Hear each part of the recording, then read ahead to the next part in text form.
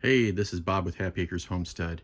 Have you got a washing machine that's a top load similar to this Maytag Bravos, and the thing has a UL code coming up on it, and it starts shaking and shimmying and walking across the floor and sounds like a military chopper?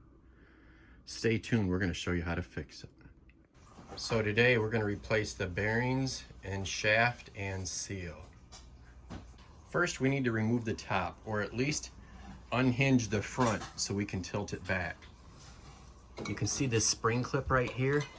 As you push on it with the putty knife, you can see it move back. So you'll get it in here. It's about 6 inches from the corner here. So you'll just stick your putty knife in here and you push back on that spring clip at the same time that you're grabbing on the inside here and pulling up. Then you come over to this side here and you'll do the same thing. Then you'll have this popped loose. Then you'll want to tape the lid down so it doesn't go flopping around on you. You want to use a bungee cord or piece of rope or twine to hold the lid back. Now we need to remove this clamp on the back here and pull that hose off. Once you've loosened the clamp and slid it back a few inches, you may have to get a screwdriver down and along this hose on both sides and work it loose a little bit if it's stuck onto that plastic pipe. Then, to remove this cover here, see if I can get this angle right, there's these little plastic clips. If you just get underneath here with your fingers, hear that pop? That'll pop loose off of there. There's one on all four corners, and then you got two along each side. Once again, you just reach in here with your hand, and you're able to just pull out on it a little bit and release that. If your fingers aren't quite strong enough, you could probably use like a flathead screwdriver, but they're really not that difficult to release. We'll get that lifted out of there. Now that that cover's off of there, we'll work on getting this drum removed. There's a cap down here. Just simply get underneath of there with a flathead screwdriver, and you can twist it and pop that cap right off. One thing I noticed here, when you lift up on this drum, listen to this.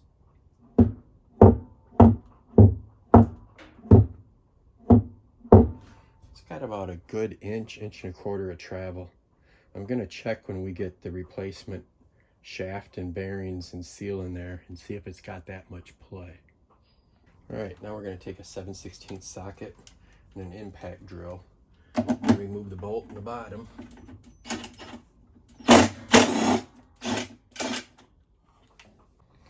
Alright, let's see what we got here. Wow, it's come off quite easy.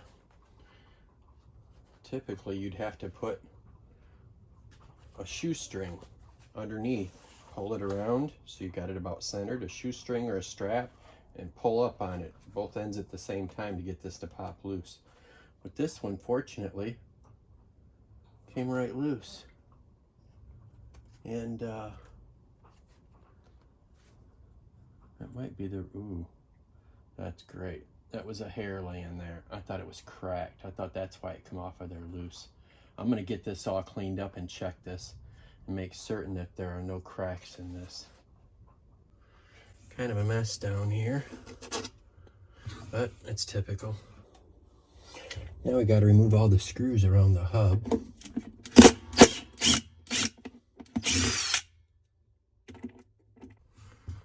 I'm going to pull this apart. Just want to make certain that you keep everything in order. You don't want to be putting anything back together incorrectly. You're going to want to cut yourself a 2x4 at roughly 21 3/4 inches long. Far out. That's how you do that without making a mess in the house. Alright, I found my jack. You can see how I've got it wedged in there underneath the 2x4. And you just want to make sure that you got everything centered before you really start tightening that jack. Time to get this drum out of here so we can wash it. I got ahead of myself. I ripped this apart and thought, boy, that come apart nice and easy. And usually when that happens, you did something wrong. I forgot to show you guys what's taking place here. Here we've got the hub. It's 1/4 inch hex. I backed that out and then just grabbed the hub on both sides and wiggled it off of there. And then the stator was held on with these 4 bolts in this metal ring. So I removed those, pulled the stator. To remove the stator, this little plug right here,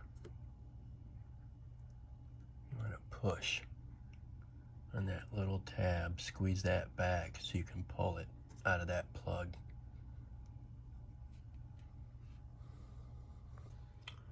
And on this one here, you just want to grab a hold of this peg and the one at the other end and pull straight up on it. Release that little clip there. Now you've got the stator free and you can set it aside. The nut, which should have been tight. I should have had to have grabbed a hold of the end of the shaft here with a pair of vice grips and then back that nut off. And that thing was not even a hand tight. As a matter of fact, I could have turned it a couple full threads back on. All right, how do you like my hammer? I'm gonna have to set the phone down, but I'm gonna use that 4x4 block and that jack stand arm there and give that thing a couple of hits. Check that out. Winner, winner, chicken dinner. That bearing looks new. Remember I mentioned how the nut was loose on the bottom of that shaft? I could have just tightened that and been good to go, but you know, I'd always be wondering what kind of shape those bearings are in, and I wasn't gonna know until I got into it. So at this point, it's a waiting game. I'm waiting on Amazon. As soon as the parts show up, I'm gonna get to beating those bearings out, put the new ones in and get this back together. While I'm in here, I'm gonna take that cover off of the filter there and see if that needs to be cleaned out. All right. Got that removed. Don't want to be overlooking anything. If you're in here, you might as well give everything a very thorough cleaning. I think that Amazon driver's gonna get a little wet bringing those parts. Check out what showed up. A couple days and a laundry basket full of clothes later. We're gonna get this thing put back together. So I ordered a kit. At the time I ordered it, it was 50 bucks. And for some reason, they didn't have it nearby. I couldn't get it within a day or two. So I ordered another kit. It was 52 bucks. That's the only difference that I noticed in the kit. So for 2 bucks, I ordered this one. I want to get the job done and now I'll have an extra punch. All right, need to get this filter cover back on there.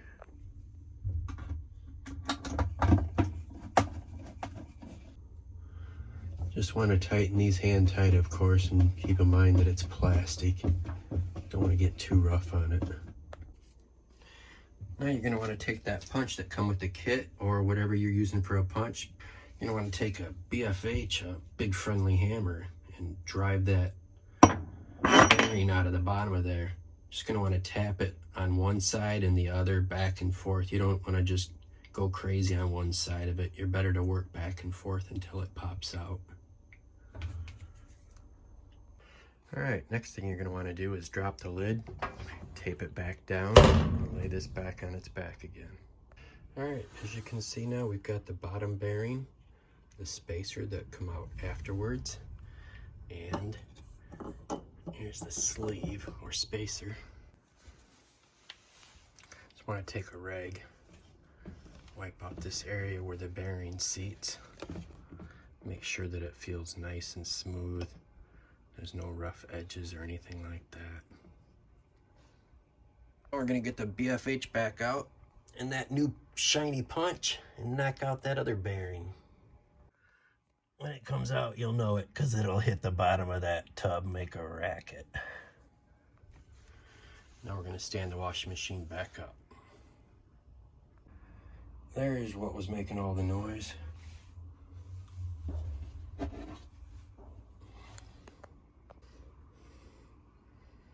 You know, it really doesn't feel too bad, but let's compare that feeling.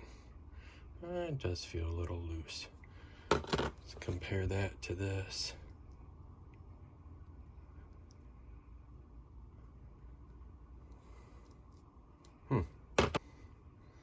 Doesn't appear to be that worn, but we're in here. It's getting done.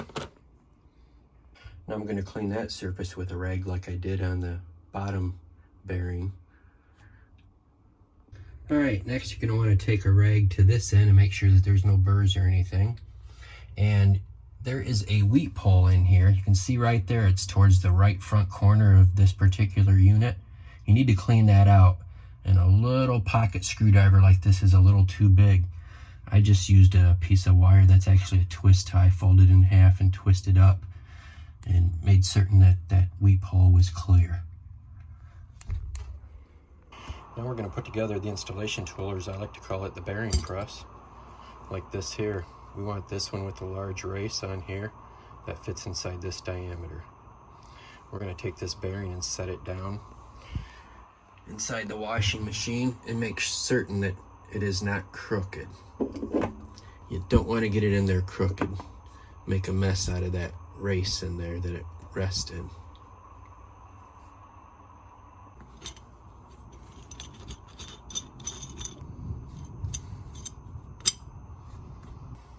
All right, I got the tool threaded as you see there. Now we're going to set this in place.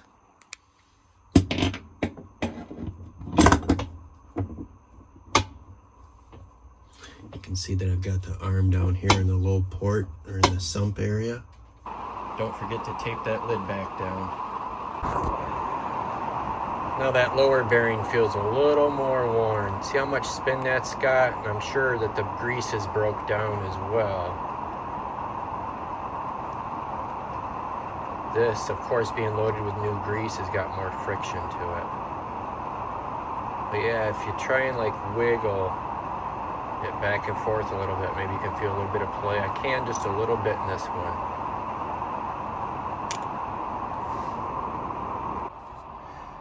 Now you just slide on the spacer.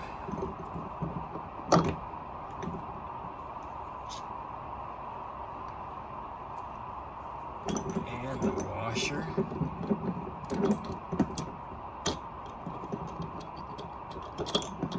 little bit of fun with one hand. And the bearing. Want to make certain that you've got it nice and straight. Now after putting the bearing spacer on the bottom, now I'm going to back this out about 1 inch. Slide the bearing on. Put the nut on. Now you just tighten this up with a 15/16 wrench, or a pair of channel locks, or crescent wrench, or whatever you have handy. Just want to pay attention to the bearing seat. You'll know when it bottoms out. You'll know when to stop tightening. Looks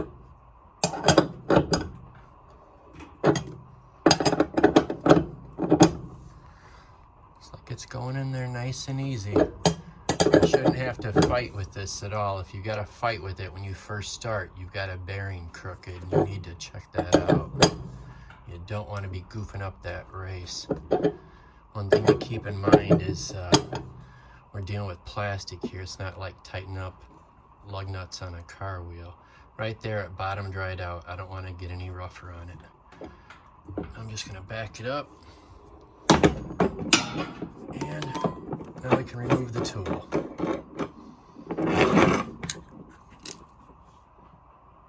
Now we're going to upright it. Now we got to remove the other portion of the tool.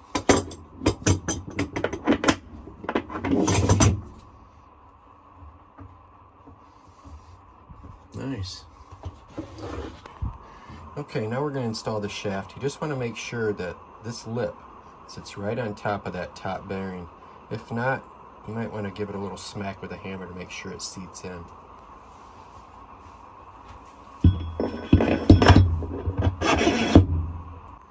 This 4x4 I had laying around did the trick. Didn't even need the hammer. Just give it a few good smacks like that. And now it's kind of hard to see, but it's sitting on there nice and flat. That's what you want. All right, now guess what? We get to throw it on its back again. Wow, who needs to exercise after doing this, right? All right, you should have about 1/4 inch of thread sticking out the bottom. And I should have mentioned this earlier. When we pressed in that bottom bearing, it's gonna stick out just a little bit. As you can see with the install tool here, there's a bit of a recess. So that bearing is not meant to press all the way in there. All right, now it's time to throw the nut on. The kit, it doesn't look like there's any thread locker on those threads. And on this particular unit, remember that nut I had said was loose. I'm gonna put a few drops of this medium strength thread locker on here and snug it up. Do not want to over tighten it, that's for sure. Otherwise you'll just be binding things. Got a little bit of that thread locker on there. A little bit of it goes a long ways. All right, now this next trick you gotta do is the hardest. You gotta squeeze grease out of this tube without that tip sliding off. It constantly pushed off of there. But hey, we got the job done. What you wanna do is grease the inside edge here and on this side really well. And what I'm talking about though is the inside edge. Now, if you notice all this grease I put around the outer perimeter, it's not necessary, it's not doing anything. But as the grease riding on the shaft on the inside of that seal liquefies and heats up, this here might even liquefy a bit. I'd rather have that oil from that grease running out of there, getting into this area, than having nothing there at all as this starts to dry up. The grease was in the tube, so I just threw some of the extra around the perimeter. Some might argue that it'll weaken the area where the spring is because of the grease being on there and absorbing into the rubber. Well, if that's so, then it's going to do it from the inside edge. So yeah, it's not necessary, but I like to throw some grease on that inside edge as well. All right, I got that all tightened back down. Didn't happen to have a adjustable wrench laying around, but hey, next best thing's a pipe wrench, right? All right, when you put vice grips on the end, you want to make certain that you don't mess up that spline at all. You want to grab right on the very end. Now we're just going to reassemble everything on the bottom. All right, so now we're going to plug the stator back in. Everything should fall right back into place. That one goes on like so, and this one will go right back in there where we removed it earlier. And this shield here, it kind of sets on these rubbers here. You got to kind of put this up in here. You can see where that square indent fits in this area. You got to kind of do all that at the same time to just slide the stator on and bolt it up. All right, now that we got the wires all neatly tucked away back in here where they belong in this clip, now we can put the stator back on.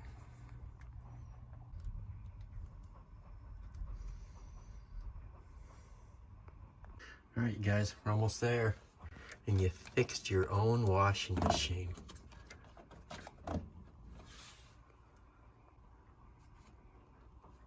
You're gonna want to notice this little keyway right here. It's got to go over that plastic keyway to line up.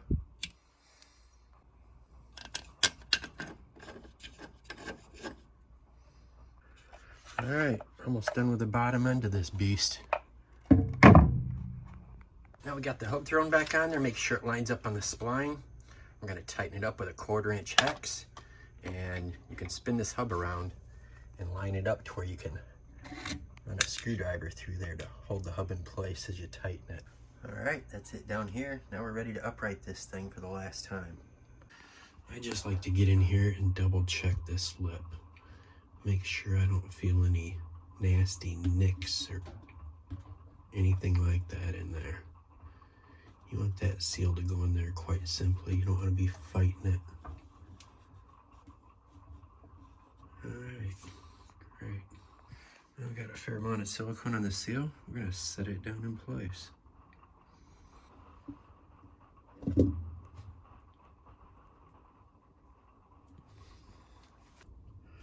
All right, the old block of wood come in handy again. I just hammered on that PVC pipe that comes with the kit and was able to get that seal in. It helps to just try and muscle it down by hand a little bit and get that seal just started. You want to get it started before you really start hammering on it. But as you tap it in a couple, I don't know, 3 or 4 taps, you'll hear that solid tap and know that it's bottomed out. Okay, now just add a little bit more silicone all the way around that base and work it in with your finger. Now that everything's assembled but just the drum, you're going to want to wipe up all the excess grease. And wouldn't you know it, I need the lid open and it closed all the way. Remember how we opened it? Hey, one more thing to remember. If you use this, you're going to be using this. Just remember that. And if you do use this and it's dry rotted and it breaks, you can put that in your vice grips like I've got it, and set it down on a block like this 4x4. Hold it with your left and smack it on the end with your right. Once you got one of them to where it'll fit in there and it fits like you want it, then it's easy just to bend the other one and match them up. Now if you let that lid go, you're going to be building yourself something like this. You want to make sure that you secure that lid from falling backwards. And if you do happen to have to build one of these, hopefully that's all you have to do. All right, after snorting some burning vinyl out in the garage, guess we're ready to fix that mistake. I hope that's all that happened when that lid flipped back. I had to bend those hinges back, fix this ground wire that got cut right in half. I hope nothing else happened. I'm gonna blame it on the 15-year-old dry rotted cordage from the garage. Or maybe it's old age. We'll never know. There's that ground wire reattached underneath the lid. And there it is reattached on the back. Now remember, I only did this so you guys would know what to do if it happens to you, right?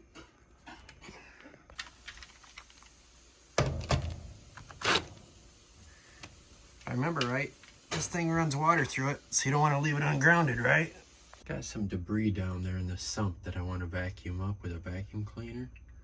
So I thought I might as well take a toothbrush and a vacuum cleaner, clean up this edge, and clean up this front edge and along the sides as well. While I'm in here, might as well clean some of these parts up a little bit. Hard to believe this thing's this rusty. About 6-7 years old, always been indoors. Yeah, I just cannot believe how dirty this thing was. The whole complete outside of the drum had a pink mold all over it.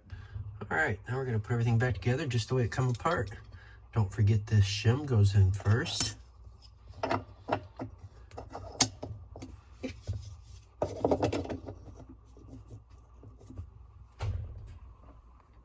Putting the screws in down here in the hub.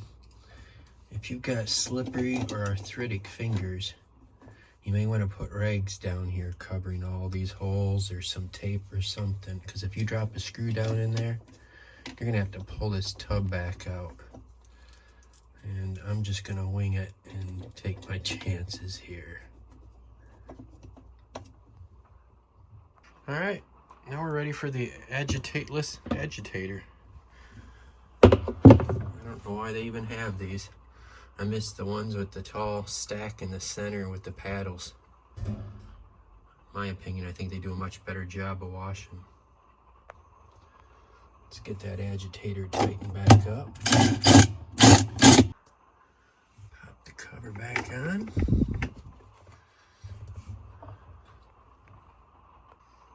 We got your plastic ring to pop back onto the top lip of that tub there.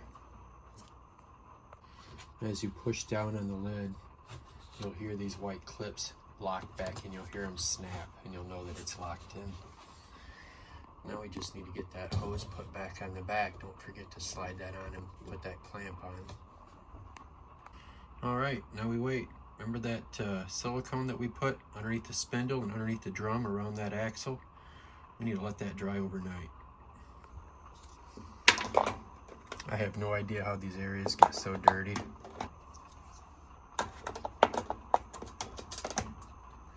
These pop in and out quite easily. You can see the little fingers here.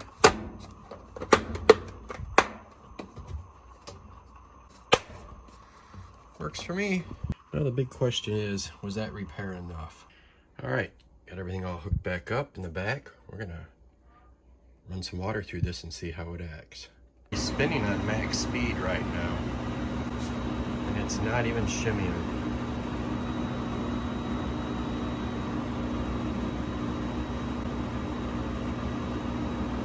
There you are, in front of YouTube and everybody. Hey, you can do this too. A little over 50 bucks, a little bit of your time. You can stop your washing machine from walking across the floor. Now it's time for the hardest part, catching up on laundry. Well, there we have it. First load run through this. It's on spin. Barely any shake. You gotta do this yourself. You'll win brownie points with that significant other. Hey, do me a favor, leave a comment down below. Let me know, was it the axle shaft or was it the 4 springs on the corners? I'm kind of curious as to how many of these are the axle rather than the springs. Thanks for watching. Here's a little trick I started doing recently. This is a box fan, about 10 inch by 10 inch. I kick that thing on high and put it on this shelf out of an old oven and shut the lid down on top of it. Crank that thing on and let it run a couple hours, sometimes half the day, so it dries up the whole inside of that washing machine. If you don't have any moisture, you don't have any mold, it really works well. I would not do this if I had children, but we live down here in Florida, have for 15 years. Kids, grandkids, everybody's in the Midwest. Hey, you know you're gonna tackle this rebuild yourself, right? I'll leave the link down below where you can get the rebuild kit on Amazon at absolutely no additional cost to you. We're trying to get monetized. Appreciate it if you click on that link.